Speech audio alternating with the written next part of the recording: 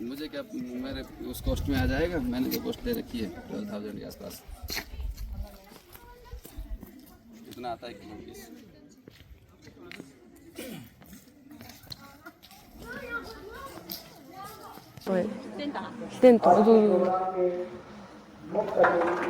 प्राचार्य महोदय, शिक्षक साथी एवं प्रिय विद्यार्थियों, सभी को प्रणाम। आज हम इस स्टेज पर एक ऐसे प्रोग्राम के लिए एकत्रित हुए जो हमारी रियल लाइफ से बिलोंग करता है। ये एक ऐसा एजुकेशन स्टेशन है, जैसे महात्मा गांधी जी ने बोला था कि भारत का हृदय उसके गाँव में निवास करता है। तो हम आज का जो प्रोग्राम है वो पूरे ग्रामीण हमारे जो रूरल डेवलपमेंट है, रूरल एडमिनिस्ट्रेशन पर बेस्ड होगा। तो इस प्रोग्राम को शुरुआत करते हुए मैं स्टेज पर डोलमत और उसकी साथी को इनवाइट करता हूँ कि वो यहाँ पे आए और प्रोग्राम को स्टार्ट करें। Thank you.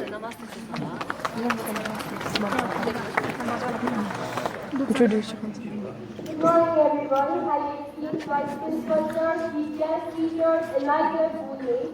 It is my pleasure to begin today's event.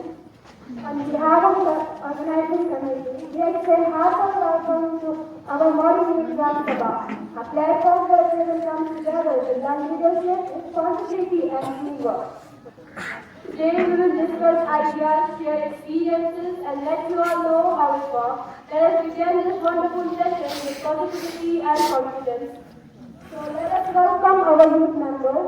Let us also have welcome Igman Yamsan SSG, Srinjay Amko as Bharat Secretary, Kansin Chota and Dada and Professor, Kansin Kunja, Kansin Chota, Dada and Bharat Secretary and Bharat members. A huge round of applause for all the members.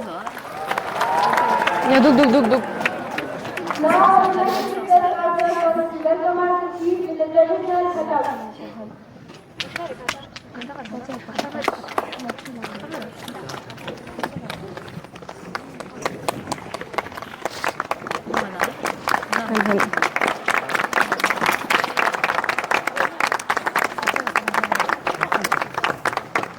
Stop stand, sorry ba.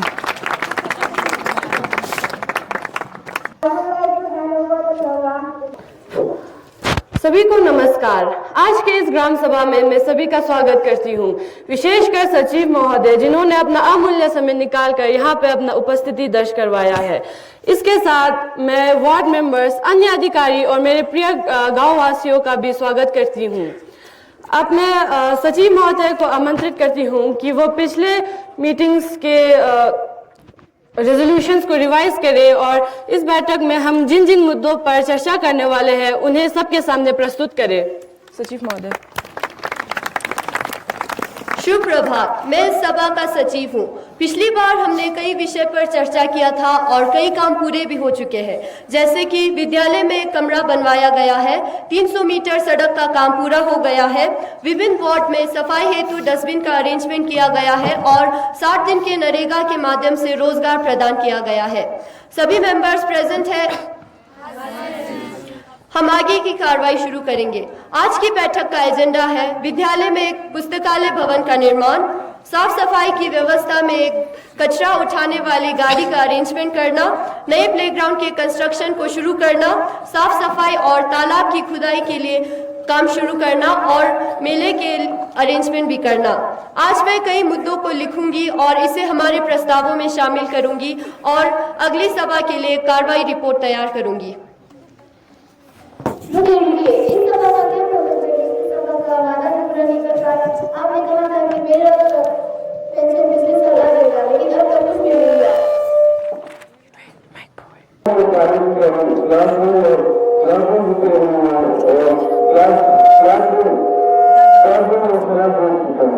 मील वाले भी चावल आधा पका हुआ होता है, दाल में कुछ दाल ही नहीं है, पूरा पानी पानी है। अगर ऐसा ही चलता रहा तो हमारे बच्चों के लिए मिड डे मील का क्या फायदा?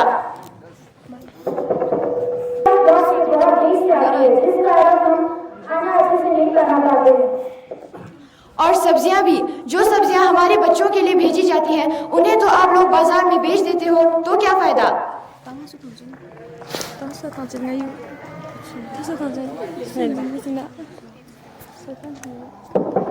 बस बस एक दूसरे पर इल्जाम मत लगाइए।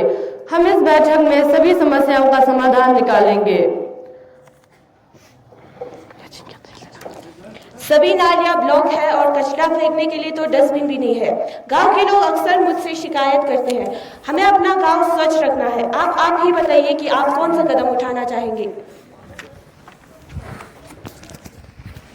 सरपंच जी, बच्चे बहुत कमज़ोर हैं और हमारे आंगनवाड़ी में 2 महीने से फूड की सप्लाई नहीं हो पा रही है, जिस कारण बच्चों की इन्वॉल्वमेंट भी बहुत कम है। सरपंच जी, 6 महीने से मुझे मेरी फंड नहीं मिली है। अगर ऐसा ही चलता रहा तो मैं लोगों की घर रोजगार को कैसे अलग कर सकती हूँ। मैं पावा तो मम्मी हमें 2-3 महीने से हमें फंड नहीं मिल रहे हैं। अगर हम फंड मिलेंगे तो हम बच्चों को अच्छा खाना दे सकेंगे। सरपंच जी, मनरेगा स्कीम के अंतर्गत सड़क और नदी के सामने आपने पेड़ लगाने की बात की थी, लेकिन यह बात अभी भी पूरा नहीं हुआ है।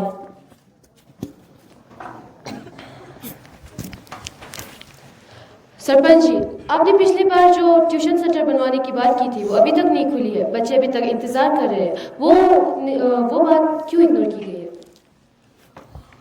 यूथ मेंबर लोग तो रोज कंप्लेन ही करते रहते हैं, पर क्या उन्होंने कभी आज तक अच्छे से काम के लिए डिमांड किया है? बहुत बार तो जॉब कार्ड्स के लिए अप्लाई भी नहीं हुए। हमें डाटा ना दीजिए। जब हमें अप्लाई किया तो हमारी तनख्वाह 3 महीने बाद ही आई। हम अभी कैसे चाहिए? सभी पानी और कचरे के लिए लड़ते हैं, मगर यूथ के लिए तो खेलने के लिए ग्राउंड ही नहीं है। अगर ऐसे चलता रहा तो यूथ तो स्पोर्ट्स में पीछे रह जाएंगे। हाँ, अभी भी करता हूँ। यूथ तो आने के पीछे होते हैं और जैसे कि अभी का स्पोर्ट्स की हमें बहुत की फुटबॉल शूज और फुटबॉल बास्केटबॉल की और क्रिकेट की भी चाहिए। और हमें इंजीनियर पढ़ने के लिए नहीं और इसका कमा लगा बड़ी की क्या होती क्या है इसका भी और आपको इसका भी मतलब किसी की लाभ का आदमी विलेज के लिए हर कुछ देते रहते हैं हमेशा। हमें यूथ को देते नहीं, ये नहीं चलेगा। हमारी समाज में तो लगा होगा था, इसीलिए जो कंप्लेंट सुनी गई है। ठीक है, कंप्लेंट सुन ली है और मैंने आपके अब सबके कंप्लेंट सचिव महोदय को भी अवगत करा दिए हैं। आगे सभा को बढ़ाते हुए मैं बजट सेशन को स्टार्ट करना चाहूंगी। इस साल का हमारे पास 10 लाख का बजट है। इसको हम library, health camp, pension camp, sport ground में इस्तेमाल करेंगे।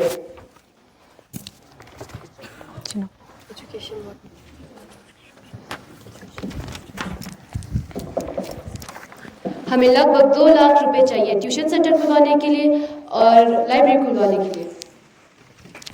और फंड के 2 लाख हमें हेल्थ और सैनिटेशन पर खर्च करना चाहिए, क्योंकि हमारे प्राइमरी हेल्थ सेंटर में सुविधाओं की कमी है, जिससे गांव के लोगों को तकलीफ होती है और गांव में हमें डस्टबिन भी चाहिए।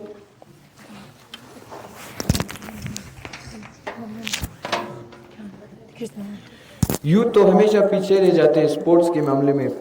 मुझे सिर्फ 1 लाख चाहिए स्पोर्ट्स किट्स और ग्राउंड लेवलिंग करने के लिए।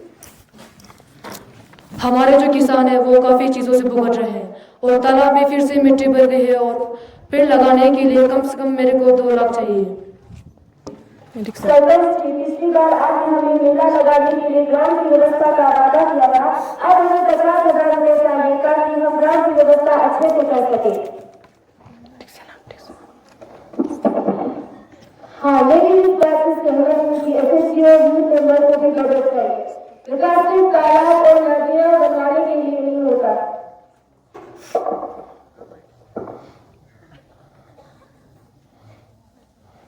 अगर तालाब की कमी है तो हार्वेस्ट खत्म हो जाएगा और इसकी वजह से मेरा सब कुछ भूल जाइए, सब खत्म हो जाएगा।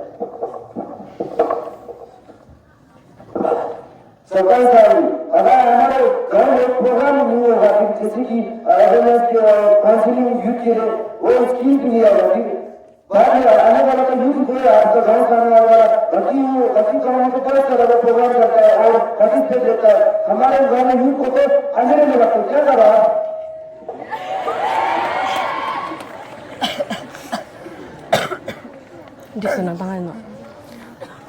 मैंने सभी के सब बातें सुनी है। अब बजट डिस्ट्रीब्यूशन कुछ इस प्रकार है। 2 लाख एजुकेशन सेक्टर के लिए, ट्यूशन बनवाने और पानी की व्यवस्था के लिए, 2 लाख हेल्थ सेक्टर के लिए, 1 लाख स्पोर्ट्स किट्स और यूथ सेक्टर के लिए, 1 लाख तालाब खुदवाने और इन्वायरमेंट के लिए, 50,000 मेले की अरेंजमेंट के लिए। क्या सभी इससे सहमत है?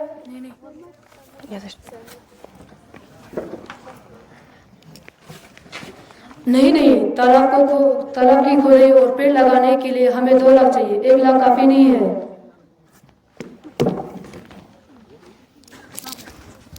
ठीक है, आपको 2 लाख प्रोवाइड किए जाएंगे।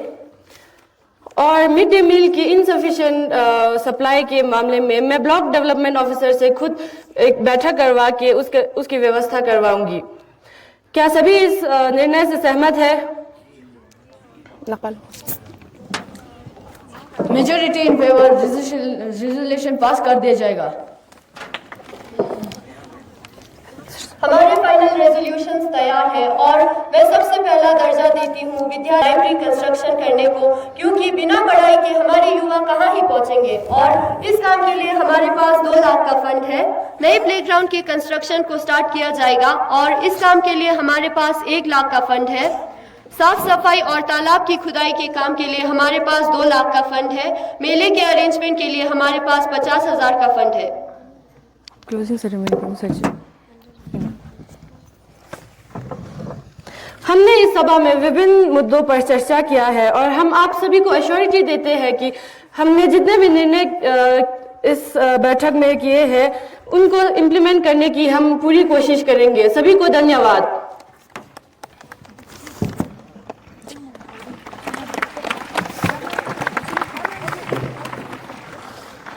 I would like to thank the 9th class students for their thoughtful cooperation. Now I would like to invite our chief guest to say a few motivating words to our students.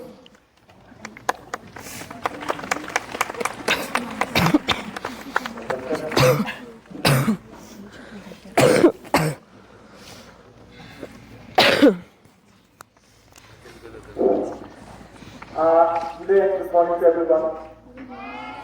Thank you, teacher साहबान और सारे प्यारे बच्चे और यहाँ आज की जो ग्राम सभा के सरपंच और उनके सारे साथी सबको वेरी गुड मॉर्निंग। मुझे बहुत अच्छा लगा ऐसा प्रोग्राम स्कूल में हो रहा है। मेरे पिछले बार मुझे कहना जब बॉल पार्क में हुआ था तो इसी का एक छोटा वर्जन जो ग्राम सभा का जो अभी इस साल जो यहाँ पे आयोजित किया तो मुझे उम्मीद है कि सारे बच्चे इसको इंटरेस्ट से देखेंगे। ये क्या चीज क्या है? ग्राम सभा एक ऐसा चीज है जो अच्छी जो लोगों की आवाज को गवर्नमेंट तक पहुंचाना और गांव की हर चीज की डेवलपमेंट कैसे किया जाए वो ग्राम सभा से किया जाता है। अभी जो अनफॉर्चुनेटली हमारे इलाके में ये सरपंच ग्राम सभा जो 5 होते हैं वो अभी तक इलेक्ट भी हुआ है कुछ सालों से। तो उम्मीद करेंगे ऐसी चीजें अब बच्चों में अभी से आप लोगों की जब जहन में ऐसी चीजें आप डिस्कस करोगे तो हमारी जो इलाके की डेवलपमेंट कैसे हो, कैसे हम करें, जो अब सभी को को तो पता होगा कि हमें इलाके में या हमारे गांव में 5 सरपंच है कि नहीं है तो क्यों है, नहीं है तो क्यों नहीं है और ये क्या कर सकता है। तो आप लोगों ने अभी सरपंच के उसमें लीडरशिप में क्या प्रोग्राम चलता है, सभी यहाँ पे बहुत सारे बच्चे गांव वाले बने हैं, बहुत सारे इसमें वार्ड्स मेंबर बने हुए हैं। तो हमें तो बहुत अच्छा लगा। Thank you very much. ऐसा प्रोग्राम और भी मुनाकिद हो, ऐसा जो समिति ने ऐसा सिस्टम शुरू किया है बच्चों के लिए तो बहुत बढ़िया लगा।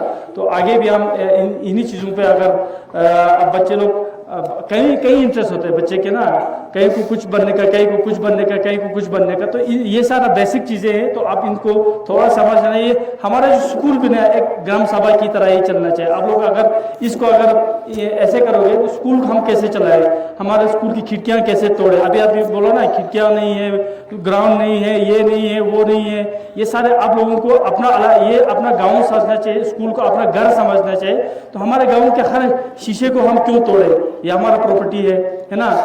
स्कूल के और कोई चीज़ों पे नुकसान क्यों पहुंचाए, ये सब आपकी प्रॉपर्टी है, स्कूल की प्रॉपर्टी है। तो मैं आज इस मौके पे मैं सारे बच्चों से ये कहना चाहूँगा, खासकर JNV के लड़के लड़कियों से, प्लीज़ आप सब एक मेन चीज़ हो, आप डिसिप्लिन क्रिएट करना स्कूल में ना, एक ऐसा डिसिप्लिन क्रिएट करो, एक ऐसा एग्जाम्पल क्रिएट करो कि बाकी जो लद्दाख के हर स्कूल आप पे वो करे, कॉपी करे कि हाँ JNV स्कूल में बच्चों की ये डिसिप्लिन है, ये इनकी सिस्टम है, पढ़ने के, बैठने के, उठने के, बात करने के, है ना, बड़ों का अदाब करना और खासकर टीचरों का रिस्पेक्ट करना बहुत ज़रूरी है।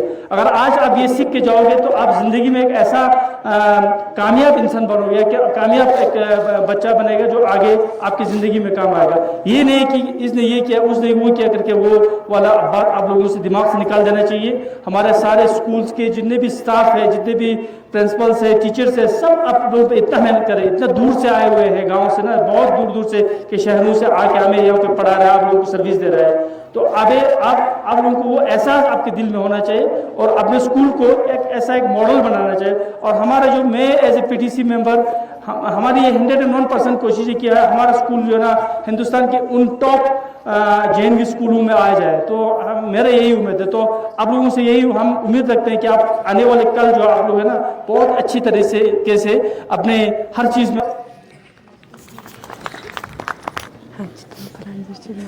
मंच पर आसीन सम्मानीय वाइस प्रिंसिपल सर, मेरे प्रिय शिक्षक साथी और हमारे आज के चीफ गेस्ट तासी सर और प्यारे बच्चों, सुप्रभात। आज का कार्यक्रम मॉडल यूथ ग्राम सभा केवल एक आयोजन नहीं है, इसमें आपको कुछ सीखने की ज़रूरत थी और मुझे उम्मीद है आप लोगों ने कुछ सीखा होगा। यूथ, आप सब यूथ हो, आने वाली जनरेशन यूथ के रूप में आ जा रही है। आपको नेक्स्ट 2, 3, 4 इयर्स के बाद आपको गांव की इस वोटिंग पार्टिसिपेशन में पार्टिसिपेट करना होगा और आप लोकल बॉडीज़ के रूप में गवर्नेंस तैयार करोगे, गवर्नमेंट तैयार करोगे आगे फ्यूचर के लिए। तो मैं आपको कुछ बताना चाहूँगा। युवाओं को लीडरशिप, पार्टिसिपेशन और डेमोक्रेटिक वैल्यूज सीखने का एक सशक्त माध्यम है मॉडल यूथ ग्राम सभा, जो पहली बार हमारी समिति की तरफ से हो रहा है। It is a platform where students learn how real democracy works. एक शिक्षक होने के नाते मुझे अत्यंत खुशी है कि हमारे विद्यार्थी आज ग्राम सभा, ग्राम विकास से जुड़े अपने विचार, सुझाव और समस्याएं एक जिम्मेदार नागरिक की तरह समझ गए होंगे। This initiative helps students develop critical thinking, confidence and decision making skills. इस सभा का मुख्य उद्देश्य क्या था? अंत में मैं अपने वाइस प्रिंसिपल सर को स्टेज पर बुलाना चाहूँगा जो इस कार्यक्रम को अंतिम रूप देंगे। Welcome sir.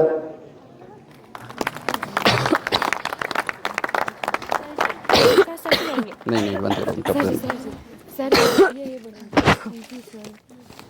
उपस्थित सभी स्टाफ साथी और प्यारे बच्चों, जैसा कि आप जानते हैं इंडिया में लगभग 7 लाख गांव हैं और उन गांव में लगभग 70% पॉपुलेशन निवास करती है। इंडियन कॉन्स्टिट्यूशंस में एक 73 अमेंडमेंट हुआ था पंचायती राज का और उस पंचायती राज के इम्प्लीमेंटेशन के लिए 30 अक्टूबर 2025 को ministry of Panchayati Raj with partnership of department of school education and literacy और मिनिस्ट्री ऑफ ट्राइबल अफेयर्स के साथ में एक मॉडल यूथ ग्राम सभा का आयोजन एमआरएस स्कूल्स और जवाहर नवोदय विद्यालय में किया गया है और उसी कड़ी में आज हमारे स्कूल में भी एक मॉडल यूथ ग्राम सभा आयोजित की गई। पंचायती राज सिस्टम में 3 लेयर सिस्टम है। जिसमें हमारा गांव आता है, ब्लॉक आता है और डिस्ट्रिक्ट आता है। उसके बाद फिर स्टेट लेजिस्लेटिव असेंबली होती है और इसके बाद मेंबर ऑफ पार्लियामेंट चुने जाते हैं। तो ये हमारी सबसे छोटी कड़ी है मॉडल यूथ ग्राम सभा, जिसमें आपने आज देखा कि गांव की क्या समस्याएं होती हैं, किस तरह से बजट एलोकेशन होता है, किस तरह से उसका हम डेवलपमेंट कर सकते हैं। हमारे जो सरपंच हैं, जो पंचायत सचिव हैं, स्वयं सहायता समूह ग्रुप हैं, उनके माध्यम से ग्राम सभा किस तरह से काम करती है उसका एक रेप्लिका आपने यहाँ देखा। मैं अपने विकास मीणा जी, अजय मीणा जी को यह धन्यवाद देना चाहूँगा कि उन्होंने इस ग्राम सभा का यहाँ आयोजन किया और सभी हमारे जो बच्चे हैं जिन्होंने पार्टिसिपेट किया है और अपना जो रोल यहाँ पर अदा किया है, उन सभी को मैं धन्यवाद देना चाहूँगा कि किस तरह से हमारे ग्राम की जो समस्याएं हैं किस तरह से हम उनको उठा सकते हैं।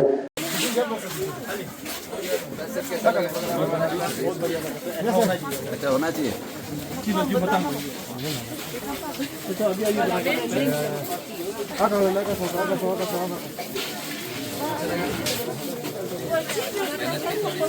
कोशिश समझें, आगे और अच्छा करेंगे। पहले हम समोसा मंगवाए थे लेकिन बना नहीं पाए वो, फिर हमने तुरंत लड्डू बनाओ।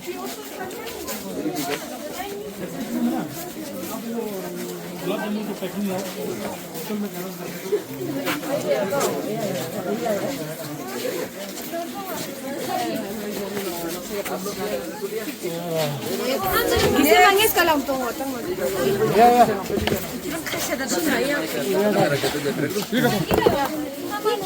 क्या हुआ?